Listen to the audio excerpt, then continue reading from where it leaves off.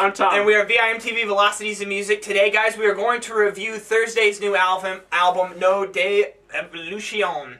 It's Spanish. Yeah. What's it Spanish for? Like no return No or return. something? No going back. We apologize. We Yeah. are not Spanish fluent.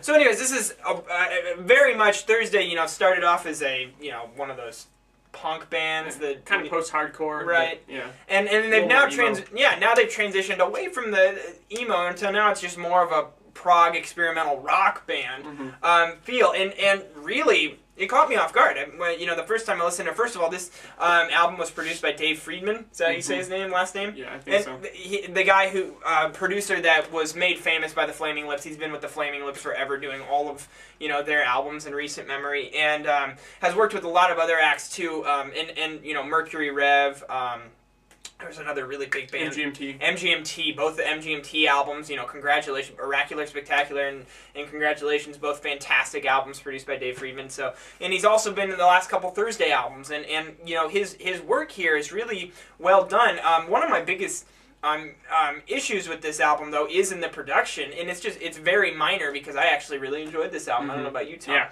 But what you have here is you have a lot of just very thick, full-sounding rock attack, where you have multiple guitars and expansive instrumentation and really well-written songs, well-structured songs. Even though I think that they are a little reliant on choruses, the songwriting makes up for it in spades, and that's something that I think that a really talented band can put to good use. The ABAB format is not inherently flawed. It's just that bands abuse it, and I don't think that Thursday does that here. And I think a lot of their bridges, they end their songs with these really big build-ups, and that's something that I really think helps them transition and keep the album flowing very well. Tom, what was your thoughts on this album?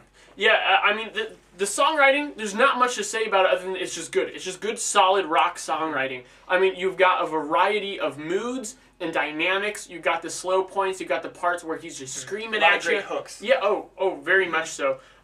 So, I mean, I don't know how you could possibly complain about that department of this album. But really, before I even was able to grasp onto that, obviously, you don't get the songwriting kinks worked out until a couple listens into the album, but right away you notice the production. Right. And that's the thing, I've never been hugely into this band, mostly because their older material that I've heard, the vocals are so loud in the mix, so at the front of the mix, right. and his vocals are kind of emo for the post-hardcore and punk scene, and that always bothered me a little bit. Now, not only do I feel like that's matured a bit, still there's a little bit of the emo aspect in the vocal delivery, but because of the way it's mixed in with the rest of the instruments, it's not just sitting on top in that pop production style. It's more underneath in the mix. Things are very washed over and very well meshed together because of that.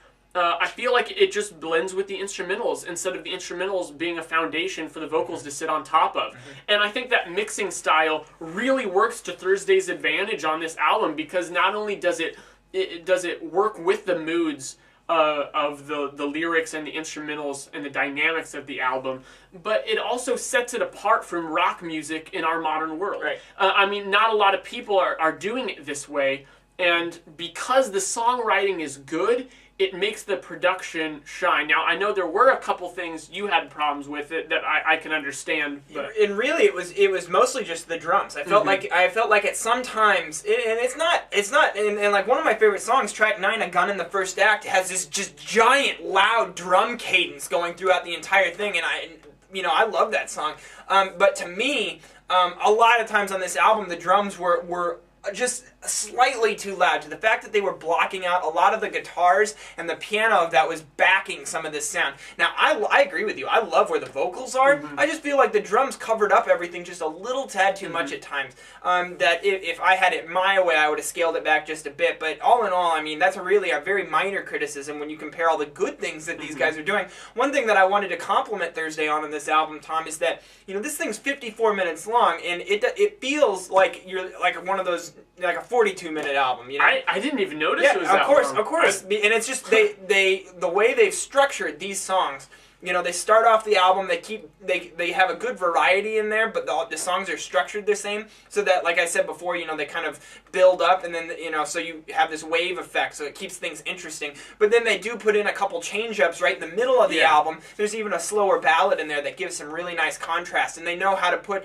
here's the low song, here's the really loud song right next to each other. That sort of craft shows that they know what they're doing. They put a lot of thought into it, a lot of planning, and they want this to be a cohesive listening experience, which I think is why this album is getting all the hype that it has. Yeah. This album has an 87 on Metacritic right now. Like a lot of people are loving on this thing, and I think that if you're into rock music, especially experimental or prog music, this is one that you absolutely have to check out, because it could be the best rock album released this year.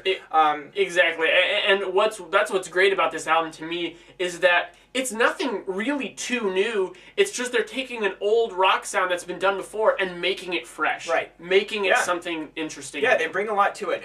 And I really do enjoy the emotional release. I do feel like the screamer really the singer only screams a couple of times, so he's not really a screamer. But what's funny is that those were actually two of the tracks where he's the only two tracks he really screams on were my track picks.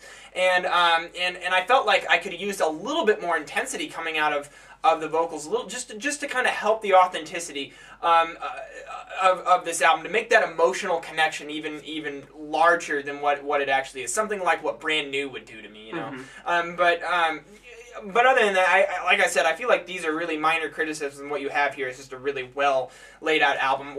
I love the fact that every single instrument that you hear was crafted so that part you hear at that exact moment had the desired effect. And that's something, like, when you get that sense when you're listening to an album, that's when you know that you have true mastery of songwriting at work. And you got to give artists credit when they're able to accomplish that.